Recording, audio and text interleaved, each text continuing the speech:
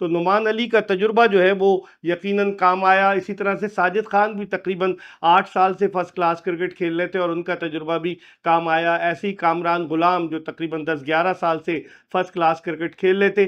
जिस तरह भारत अपने होम ग्राउंड पर अपनी ऐसी पिचेस बनाता है कि जहां पर स्पिनर्स के लिए ज़्यादा हेल्प होती है। आईसीसी की टेस्ट चैंपियनशिप की पॉइंट्स टेबल पर अब पाकिस्तान 9वें से 8वें नंबर पर आ गया, लेकिन पाकिस्तान की कारकर्दगी टेस्ट मैचेस में बड़ी मायूस कुन है। बिस्मिल्लाहिर्रहमानिर्रहीम, अस्सलाम वालेकुम। अपने यूट्यूब चैनल MIB स्पोर्ट्स पर मैं हूं मिर्ज़ा इकबाल बेग। कुफ्र टूटा खुदा खुदा करके फरवरी 2021 के बाद आज पाकिस्तान ने अपनी सरजमीन पर खेले गए किसी टेस्ट मैच में कामयाबी हासिल की और 1349 दिन के बाद पाकिस्तान ने कोई टेस्ट मैच अपनी सरजमीन पर जीता। और ये टेस्ट मैच मुल्तान की उस स्पिन ट्रैक पर खेला गया कि जहां पर बैट्समैनों को स्पिनर्स के खिलाफ बैटिंग करने में खासी मुश्किल का सामना करना पड़ा। और 152 रन की इस फतह के बाद अब पाकिस्तान ने सीरीज़ 1-1 से बराबर कर दी है और दोनों टीमें अब रावलपिंडी रवाना होंगी, जहां सीरीज़ का तीसरा और आखिरी क्रिकेट टेस्ट मैच 24 अक्टूबर से शुरू होगा। अगर देखा जाए तो पाकिस्तान ने मुख्तलिफ तजर्बात किए। बांग्लादेश के खिलाफ पाकिस्तान ने 4 पेसर्स अपनी टीम में खिलाए रावलपिंडी में और पाकिस्तान को शिकस्त हुई। फिर उसके बाद पाकिस्तान की स्ट्रैटेजी समझ नहीं आ रही थी।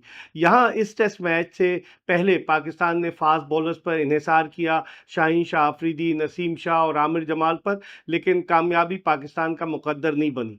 लेकिन इस टेस्ट मैच के लिए जो स्पिन ट्रैक तैयार किया गया, एक तो ख़ास बात यह है कि उसी पिच पर मैच खेला गया जिस पिच पर 5 दिन पहला टेस्ट मैच खेला गया था। तो गोया 9 दिन मुसलसल 9वां दिन था आज मुल्तान में टेस्ट मैच की पिच का। और पाकिस्तान ने आज जब इंग्लैंड ने 36 रन एक खिलाड़ी आउट पर 36 रन 2 खिलाड़ी आउट पर अपनी इनिंग्स दोबारा शुरू की, तो इंग्लैंड की पूरी टीम 108 रन के इजाफे के बाद स्कोर में 100 टोटल 144 रन बनाकर आउट हो गई। और मैच जो था वो खाने के वक्फे से कबल ही ख़त्म हो गया। ऐसा लग रहा था कि इंग्लैंड की टीम मज़ाहमत करेगी, लेकिन जो रूट और हैरी ब्रूक के आउट होने के बाद गोया चरागों में रोशनी न रही और इंग्लैंड की विकेटें धड़ाधड़ गिरती रहीं। अगर देखा जाए तो पाकिस्तानी स्पिनर्स जिन्होंने इस टेस्ट मैच में पूरी 20 विकेटें हासिल की, 9 विकेटें ऑफ स्पिनर साजिद खान ने हासिल की, जबकि 11 विकेटें left arm spinner Numan Ali ने हासिल की। और ये कहा जाता है कि फर्स्ट क्लास का तजुर्बा जो है वो यकीनन लॉन्गर वर्जन ऑफ क्रिकेट में काम आता है। और यही हुआ। नुमान अली जो खासे अरसे से तकरीबन 17 साल से वो फर्स्ट क्लास क्रिकेट खेल रहे हैं, 38 बरस उनकी उम्र है। आज उन्होंने बड़ी उम्दा बॉलिंग का मुजाहरा किया और दूसरी इनिंग्स में इंग्लैंड की 8 विकेटें हासिल की। पहली इनिंग्स में उन्होंने 3 खिलाड़ियों को आउट किया और नुमान अली जिस अंदाज से बॉलिंग कर रहे थे, उन्होंने पाकिस्तान के साबिक test left arm spinner Iqbal Qasim की याद ताज़ा कर दी कि जो गेंद को फ्लाइट दे रहे थे। और इसी तरह की बॉलिंग इकबाल कासिम ने मार्च 1987 में जब भारत के खिलाफ बेंगलोर टेस्ट जो यादगार टेस्ट मैच था उसमें उन्होंने बॉलिंग की थी। उस टेस्ट मैच में 9 विकेटें इकबाल कासिम ने और 9 विकेटें तौसीफ अहमद ने हासिल की थी। लेकिन गालिबन ये पाकिस्तान क्रिकेट की तारीख का पहला टेस्ट मैच था जो पाकिस्तान जीता है कि जिसमें 10 की 10 विकेटें पहली इनिंग्स में भी और दूसरी इनिंग्स में गोया 20 विकेटें स्पिनर्स ने हासिल की। 9 विकेटें साजिद खान ने पहली इनिंग्स में 7, दूसरी इनिंग्स में 2 और फिर नुमान अली ने पहली इनिंग्स में 3, दूसरी इनिंग्स में 8 विकेटें हासिल की। तो नुमान अली का तजुर्बा जो है वो यकीनन काम आया। इसी तरह से साजिद खान भी तकरीबन 8 साल से फर्स्ट क्लास क्रिकेट खेल रहे थे और उनका तजुर्बा भी काम आया। ऐसे ही कामरान गुलाम जो तकरीबन 10-11 साल से फर्स्ट क्लास क्रिकेट खेल रहे थे, उनका तजुर्बा भी काम आया और उन्होंने अपने करियर के पहले ही टेस्ट मैच में सेंचुरी स्कोर की।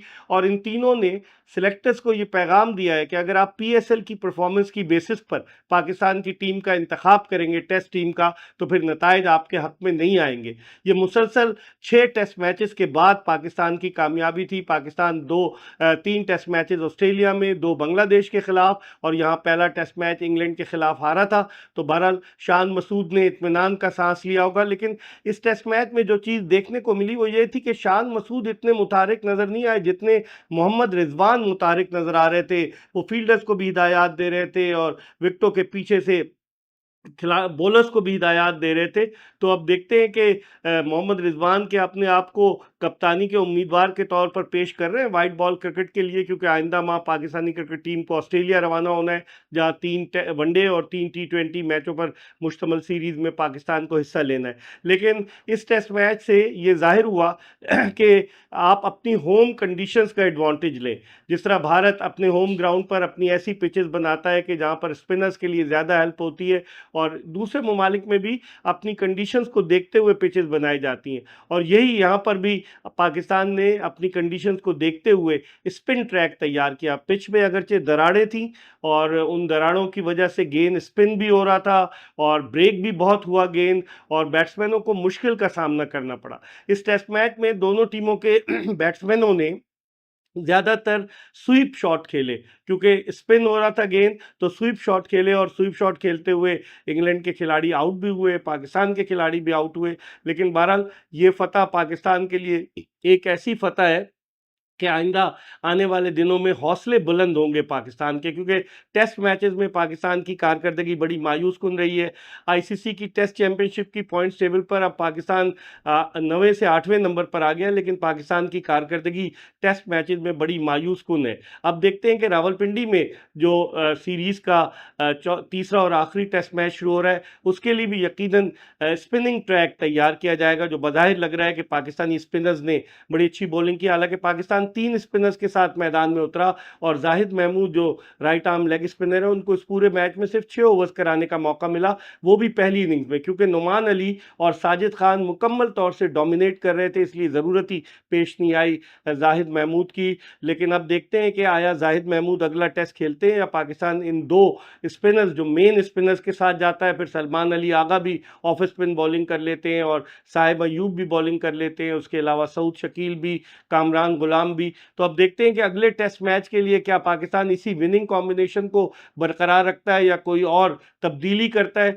लेकिन ये बात तो तय है कि 3 बड़े खिलाड़ियों बाबर आजम, शाहीन शाह अफरीदी और नसीम शाह की अदम मौजूदगी में पाकिस्तान ने जो कामयाबी हासिल की है, यकीनन इसका क्रेडिट पाकिस्तानी टीम को देना चाहिए, क्योंकि पाकिस्तानी खिलाड़ियों ने इंग्लिश टीम को हर शोबे में आउट क्लास किया, फील्डिंग भी बड़ी अच्छी की, फिर बैटिंग पहली इनिंग्स की बड़ी अच्छी रही, फिर जो पार्टनरशिप्स लगी, ख़ासतौर पर जो लोअर ऑर्डर की पार्टनरशिप थी, वो पार्टनरशिप जो है वो पाकिस्तान को इस मैच में लेकर आई। और जो कल 68 रन की पार्टनरशिप हुई साजिद खान और सलमान अली आगा के दरमियान, तो इंग्लिश टीम अब दबाव का तो शिकार थी, लेकिन वो अपनी वही बैस बॉल क्रिकेट खेलते हैं जारहाना अंदाज से। आज भी उन्होंने जारहाना अंदाज से शुरू किया, लेकिन अब देखना है कि वो अपनी स्ट्रैटेजी को तब्दील करके जो तीसरा टेस्ट मैच है कैसे मैदान में उतरते हैं। हम आपको अपडेट करते रहेंगे, देखते रहिए MIB स्पोर्ट्स।